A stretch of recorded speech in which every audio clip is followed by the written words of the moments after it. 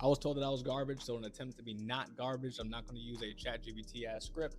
I'm gonna go off the dome. I used to hire trainers that were super buff. They would be 10 times bigger than me. And I remember hiring this one 18-year-old. He was 18. He looked like he was 26. And I don't know if he was blasting trend, but he was single digit body fat. And I remember giving him a client one time because he didn't want to do the sales. I did the sales. I gave him a client. And when I was looking at him training this middle-aged lady, he would be like, okay, today we're going to be doing isolation kickbacks on the cable machine. I love that exercise personally, but at the end of the day, one, there was no education behind it, and two, we're doing an isolated movement for a lady who only has a 45-minute session. Unless you can generate your own packages and people are paying a premium price for more time, we're not going to be doing isolated movements for new people. Because if we think about it correctly, if we're doing an isolation movement, for example, Michael mentioned in the beginning, a tricep kickback, one, that's going to be 30 seconds in and of itself, especially if you want to keep time under tension. And if we have 4 to 5 sets, maybe 3 sets for a beginner, that's going to be 5 minutes for one exercise.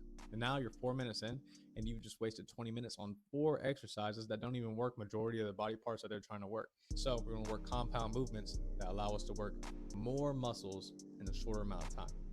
The issue with that is that they're not going to be able to get proper rest in some situations. But that's okay because they're not powerlifters lifting 400, 500 pounds.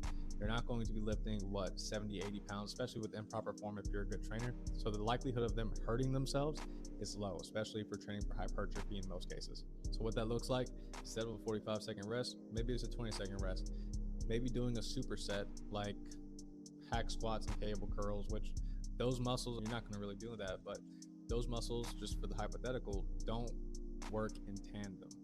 So you can do both at the same time technically because they're not going to hinder each other's movements. So as soon as you get off one, you do the other one so the person can get a little bit more cardio in as well as a lot more results.